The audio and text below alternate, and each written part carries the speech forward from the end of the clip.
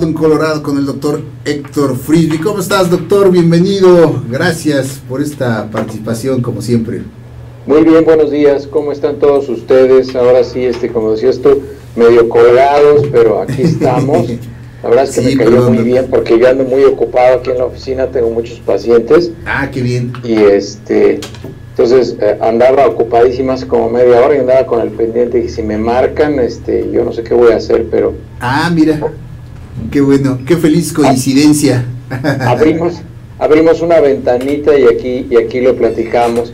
Gracias, doctor. El tema de hoy es el que ya habíamos acordado la semana pasada, de osteoporosis. Este es un tema muy importante y es muy importante que la gente lo entienda, que la gente lo conozca y que sepa que a todos nos va a dar osteoporosis. La osteoporosis no es otra cosa más que la pérdida en la densidad ósea. Nuestros huesos por dentro están hechos, no sé si han visto estas cajas de cartón, que entre dos hojas de cartón tienen como un acordeón de cartón, y entonces eso hace que se amortigue el golpe o el movimiento, o también claro, la estructura de una esponja con la que pues, nos bañábamos o lavábamos los platos. Así son los huesos por dentro, tienen una capa de hueso esponjoso, así se llama, hueso esponjoso, porque semeja una esponja. Entonces el término médico para las redes estas intrincadas de hueso que existen ahí son trabéculas, así es como se llaman. Entonces, con el paso de los años, el hueso va perdiendo la capacidad de reparar su elasticidad interna. Entonces, esto es lo que se conoce como osteoporosis. Osteoporosis porque si nosotros vemos una imagen del hueso por dentro, lo vemos más poroso, vemos menos hueso esponjoso por dentro, y eso hace que nosotros ya no tengamos una capacidad de amortiguar los golpes, porque esa es la finalidad de estas esponjas, es que nosotros demos un paso y esto absorba el golpe, amortigue el golpe. Incluso esto pasa en todos los huesos largos que tenemos en el cuerpo y en los huesos compactos, que son los redondos como los de la mano. Entonces, esa es la finalidad que tiene. La osteoporosis es perder esa capacidad de absorber los golpes, de absorber los impactos, y eso nos va a pasar a todos. Eso pasa con la edad, eso pasa cuando nos vamos volviendo viejos. Entonces, a todos nos va a pasar. Se calcula que más o menos cada año, 1% de la población, el 1% de la población se integra a la población con osteoporosis. Y México es un país que tiene 120, 130 millones de habitantes, pues entonces hagan sus cálculos cuánto es el 1% de esa población, y entonces esa cantidad de gente cada año se va integrando al grupo de personas que tienen osteoporosis. Hay factores de riesgo. Desde luego el factor de riesgo más importante es la edad. A partir de los 50 años se incrementa muchísimo el riesgo. Hay factores inherentes a la naturaleza de las personas que no podemos modificar, por ejemplo el sexo biológico, el sexo del DNA, es el que estoy definiendo, porque ahora ya lo define de diversas maneras, pero estamos hablando de que las mujeres tienen una posibilidad mayor de presentar osteoporosis, y la explicación de esto es muy sencilla. Es porque la testosterona, la hormona masculina, incrementa la densidad ósea. Entonces, obviamente las mujeres no están sometidas a niveles de testosterona durante toda su vida, no alcanzan el pico máximo de densidad ósea, el cual se alcanza alrededor de los 25 años, y a partir de los 25 años en adelante, la densidad ósea se va disminuyendo de manera muy importante por el resto de la vida. En hombres y en mujeres, la pendiente es más inclinada hacia abajo en las mujeres, entre los hombres es mucho más horizontal, pero igual va disminuyendo la densidad mineral ósea. Ese es un factor de riesgo que no se puede disminuir, no podemos hacer nada, no nos podemos cambiar de sexo genético, ¿no? Entonces, eso no se puede disminuir. Otro factor de riesgo es la mala nutrición. Cuando nosotros tenemos una nutrición deficiente en vitamina D, en calcio, eso incrementa el riesgo de osteoporosis, y esta es una de las causas más frecuentes de osteoporosis. Acuérdense que la desnutrición es un problema mundial y es la primera causa de inmunodeficiencia, la mala nutrición. Entonces la desnutrición también impacta aquí. Otro factor de riesgo muy importante es el tabaquismo. Ese sí se puede evitar, desde luego. Otra vez el cigarro aparece aquí. El cigarro disminuye la densidad mineral ósea de manera muy, muy importante. El siguiente, que es considerado el tabaquismo del siglo XXI, recuerden, ya platicamos también de esto, es el sedentarismo, el no tener una actividad física, el no realizar actividades físicas. Eso hace que nuestros huesos no estén incrementando su densidad. Es muy interesante la manera en la cual nuestro cuerpo funciona. Nuestro cuerpo es una maravilla. Entonces, cada vez que nosotros caminamos, cada vez que nosotros levantamos objetos, los tendones de los músculos están pegados a los extremos de los huesos.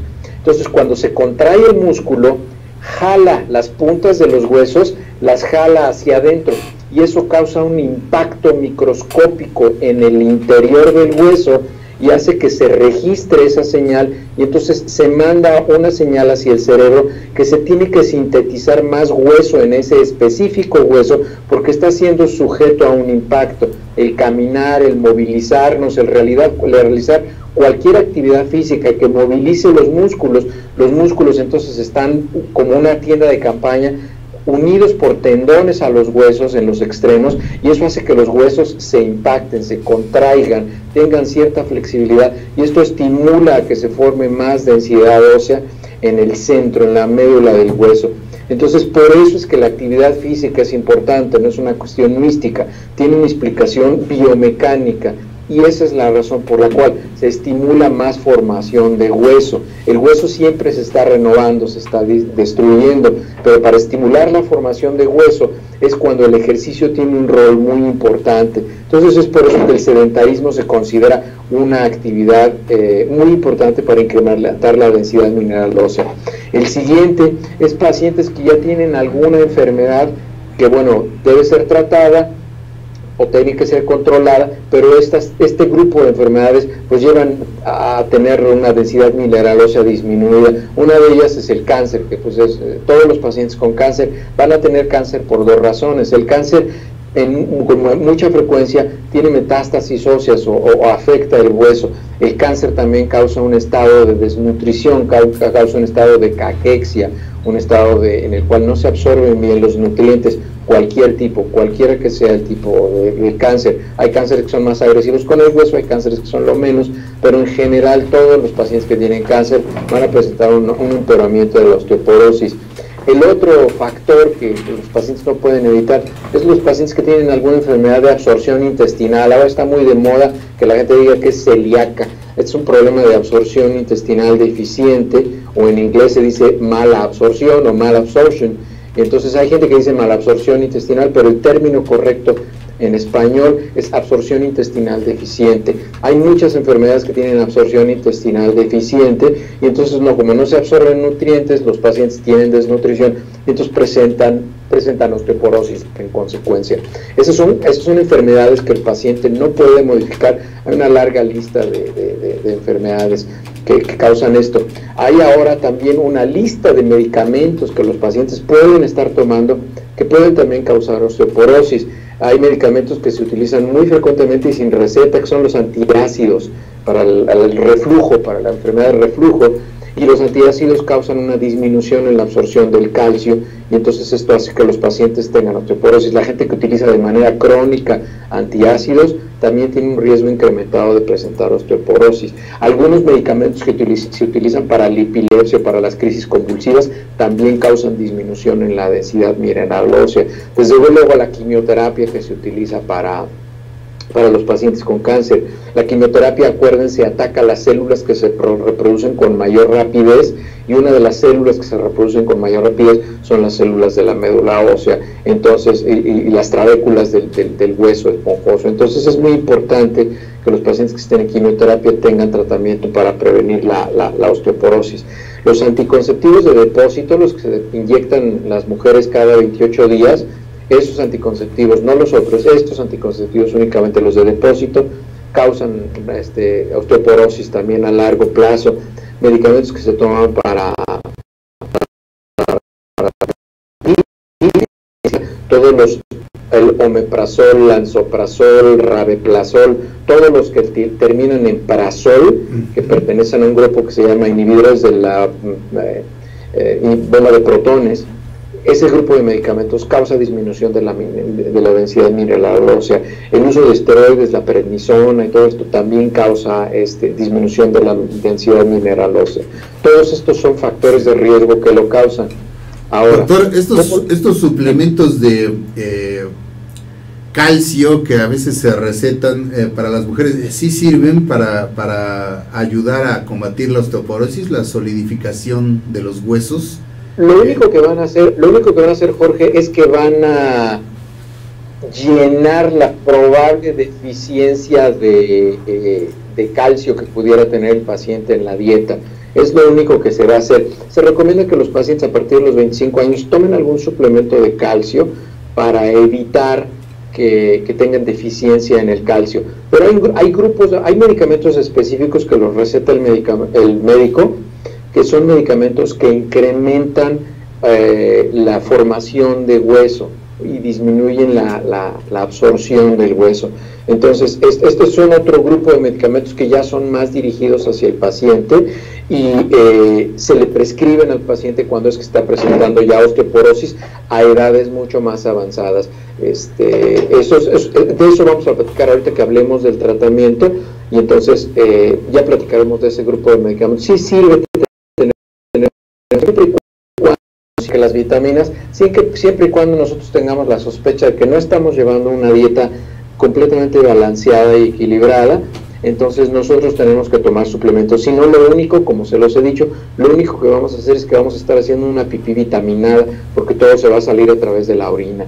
Entonces es muy importante que los pacientes solamente tomen suplementos si es que los necesitan, si es que son necesarios. Como dices, entonces, para cada caso específico hay que acudir al doctor para ver qué es precisamente lo que le hace falta y no tomarse lo que tanto se anuncia o lo que le recomienda la comadre, ¿no? Porque efectivamente hay que ver por qué es que estamos teniendo osteoporosis, hay que ver cuál es la causa. Muchas veces nosotros estamos teniendo osteoporosis y lo que realmente está pasando es que tenemos cáncer, o tenemos un problema de absorción intestinal, o tenemos algún otro problema de salud mayor. Entonces, bueno, por eso es que es altamente recomendable ir al médico para ver cuál es el tratamiento, qué es lo que tenemos que hacer. Entonces, ¿cómo vamos a hacer diagnóstico? Las pruebas diagnósticas para determinar osteoporosis, es muy importante que lo entiendan también las personas. Miren, hay pruebas que se llaman pruebas de pesquisa o pruebas de detección de población en riesgo. Esas son las pruebas de osteoporosis que ustedes van a encontrar en las ferias y en algunos consultorios, que son las pruebas que le miden la densidad o de la muñeca o del talón, del pie y todo esto. Para hacer diagnóstico de osteoporosis se necesita algo que se llama una densitometría central, así como la fotografía que tienes atrás en la pantalla. Necesitas hacer una densitometría de la articulación de la cadera. Necesitas ver cómo está el fémur. Hay algunas medidas que se hacen, los triángulos que se forman en el cuello del fémur. Se tiene que medir la densidad ósea en la columna lumbar, y eso nos va a dar una cifra y una clasificación. Si nosotros comparamos a esa persona con la densidad ósea ideal de una persona de su edad, la computadora hace un cálculo ya a través de computadoras.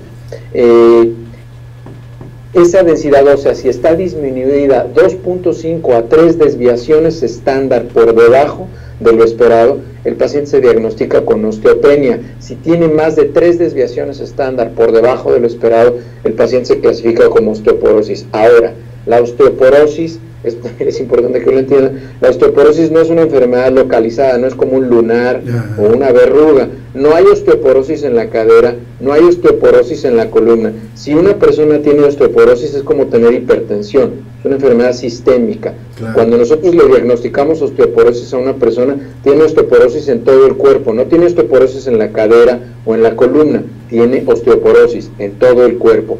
Entonces es muy importante que esto lo entiendan las personas. Ahora, ya que se diagnostica con una osteodensitometría central, que es el nombre del estudio, se va a a definir cuál es el tratamiento del paciente. Desde luego se le van a quitar todos los factores de riesgo, se le recomienda que haga ejercicio, que tenga una dieta suficiente en calcio, y si es necesario, se le van a recomendar, se le puede prescribir calcitonina de salmón en spray nasal, se le puede mandar medicamentos que disminuyen la resorción ósea, se le pueden mandar medicamentos conocidos como el risedronato, el aledronato, que el nombre comercial es Fosamax, no es el objetivo de esta plática, pero eso es el grupo de medicamentos. Y estos medicamentos lo que hacen es que incrementan la densidad ósea. Ahora, desafortunadamente, pues como no es algo que viene de nuestro cuerpo, a lo largo del tiempo se observa que después de 10 años de estar tomando este medicamento, sí se disminuye un poco el riesgo de presentar una fractura, pero no de manera muy significativa. Los resultados no son tan alentadores, pero sí se disminuye un poco. Lo que podemos hacer más es lograr que antes de los 25 años nuestro pico máximo de densidad ósea sea tan alto que con el paso del tiempo nosotros alcancemos más tarde la línea de riesgo de presentar una fractura. Las fracturas más frecuentes son las fracturas de cadera, que esto es también un dato muy curioso. La gente dice es que se cayó y se fracturó la cadera. Normalmente lo que pasa es que se fractura la cadera y entonces se caen los pacientes. Lo que pasa primero es la fractura, no la caída. Sí, no, entonces, consecuencia eso es muy importante que lo entienda. Ay, mamá, ¿cómo no te fijaste? Entonces, en fin, eso es lo que sucede. ¿Cuáles son otras medidas de tratamiento que se hacen? El crear una casa a prueba de caídas es muy importante. El quitar objetos que estén a lo largo, porque el 80% de las caídas suceden en la casa. ¿Y cuáles son las fracturas que se presentan en una persona que se cae y se fractura? No es la de la cadera, como la que les decía. La más frecuente es la de las muñecas, porque los pacientes se caen, apoyan las manos en el suelo y se fracturan las muñecas. Esas fracturas se llaman fracturas de Coles o fracturas de Galeazzi, y dependiendo de qué tipo de fractura sea y qué hueso se disloca, cuál se fractura y cómo se disloca y todo esto, ya se van clasificando. Pero esas son las fracturas más frecuentes, las de cadera y las de muñeca. Entonces, los pacientes, también las fracturas por compresión de la columna, que esas son muy graves porque al fracturarse las vértebras de la columna lumbar, que son las que más frecuentes se fracturan, se aplastan, y entonces esto presiona los nervios y esto tiene consecuencias pues mucho más severas, compresión nerviosa. Incluso hay pacientes que dejan de caminar, pierden la sensibilidad, tienen incontinencia urinaria, pierden la continencia incluso de fecal, en fin, es muy dramático. Entonces, hay que tener medidas de prevención para caídas, hay que tratar de tener una densidad mineral ósea ideal muy elevada antes de los 25 años, entonces hay que dejar de fumar, hay que llevar una dieta adecuada, hay que hacer ejercicio, pero para los que ya estamos después de los 50 años, pues tenemos que continuar con nuestra actividad física, hacernos una prueba de densidad mineral ósea cada 10 años y si es necesario, pues tomar algún tipo de medicamento. Sí, doctor, te preguntaría, bueno, dos cosas. Nos pregunta Carlos, ¿el consumo de alcohol también acelera la pérdida de densidad ósea? El problema con el alcohol es que el alcohol causa absorción intestinal deficiente, por eso es que los pacientes que beben mucho alcohol tienen diarrea de manera muy frecuente, porque disminuyen la absorción intestinal. Entonces, habitualmente los pacientes que beben alcohol en exceso, acuérdense, ustedes pueden beber con el alcohol, pueden beber 1 onza de alcohol al día y no les va a pasar nada, se pueden tomar media cerveza al día, se pueden tomar un caballito de tequila al día, sí. Pero es cuando ya le empiezan a pegar como si fuera deporte, entonces acuérdense que las consecuencias son fatales. En muchísimas de estas cápsulas hemos hablado de los efectos terribles que tiene el alcohol si es que no se toma con moderación, y esta no es una excepción. La osteoporosis también es una enfermedad que se va a presentar y principalmente es porque hay una absorción intestinal deficiente. Así es, doctor. Y finalmente, la pérdida de densidad ósea como proceso natural de la edad, también puede decirse que es cierto tipo de osteoporosis, es decir, la gente pues con la edad que se va haciendo chiquita, ¿no? Que se va perdiendo estatura, además de... Fíjate que la pérdida de la estatura, eso es algo muy curioso. La pérdida de la estatura está más bien relacionado con dos cosas. Uno, con la posición nos vamos enchuecando, la columna se va haciendo hacia adelante. Por eso es muy importante que la gente cuide mucho su postura y si es necesario utilice un chaleco que le ayude a guardar su postura por dos razones. Se disminuye de manera muy importante el espacio pulmonar y las personas pueden estar respirando menos de lo que deben. Esa es una. Y la segunda razón por la cual se pierde estatura es que entre cada vértebra y otra hay un disco intervertebral y ese disco intervertebral tiene una gran concentración de agua. Entonces saquen cuentas. Son 7 vértebras cervicales, son 12 vértebras torácicas y son 5, o hay algunas personas que tienen 6 vértebras lumbares. Saquen cuentas, si ustedes reducen medio centímetro, 5 milímetros cada uno de esos discos, y vean cuántos centímetros va a reducir de estatura una persona. Puede perder hasta 15, 16 centímetros de estatura una persona cuando se empiezan a secar los discos intervertebrales. ¿Cómo se secan los discos intervertebrales? Desde luego con la edad, con la deshidratación. El tabaquismo seca los discos intervertebrales de manera impresionante y entonces es por eso que se va perdiendo estatura, más que los huesos. Es a partir de la pérdida de la hidratación de las estructuras de soporte óseo, que son los ligamentos y los discos intervertebrales. Perfecto, doctor. No, pues como siempre nos aportas información muy valiosa para cuidar nuestra salud y para atender precisamente los padecimientos. Hay que estar siempre al pendiente de nuestra salud y de nuestros seres queridos en nuestro entorno, de la mamá, de la abuelita. Una simple con una simple radiografía no se puede simplemente diagnosticar una osteoporosis, ¿verdad? Porque una osteoporosis avanzada sí se puede diagnosticar, ¿sí?, por una radiografía, pero justamente por esa razón no es recomendado. La osteoporosis en una radiografía es un hallazgo radiológico, no es un método diagnóstico sensible ni recomendado. Si nosotros nos vamos a esperar a hacer diagnóstico de osteoporosis hasta que veamos datos radiológicos, estamos hablando de una persona que ya tiene por lo menos 4.5 desviaciones estándar por debajo del ideal y ya tiene osteoporosis desde hace un buen rato, por lo menos 10 años antes de que lo podamos ver en una radiografía. Muy bien, doctor, pues como siempre, muchísimas gracias. Y ya lo saben, queridos amigos, los temas que quieran que sean desarrollados aquí por el doctor Frisby, él amablemente los atiende en el chat, en Disyuntiva Nautas, o directamente en su página de Facebook, Héctor L. Frisby, o en su Twitter, @HLFrisby. Muchísimas gracias, querido doctor, como siempre, te mandamos un abrazo. Les mando un abrazo, que tengan un muy buen fin de semana, cuídense, creo que está lloviendo por allá, que sí, es calor terrible, pero les mando un abrazo. Ahora andas con calor por allá. Mira, estamos hasta 38, 40 grados, aquí en Colorado es desierto, entonces cuando no hay nieve hay un calor terrible. Sí que te vas a los extremos allá en Colorado. No nos caería nada mal un poquito del agua que les está cayendo en Texas, que no nos pasaran para acá. Sí, de verdad, o de la que tenemos acá, que también hay bastante, mi querido doctor. Un abrazo, nos vemos el próximo jueves. Les mando un abrazo a todos, hasta luego. Gracias, doctor. Gracias, queridos amigos, por su participación. Vamos a un corte y continuamos aquí en Disyuntiva.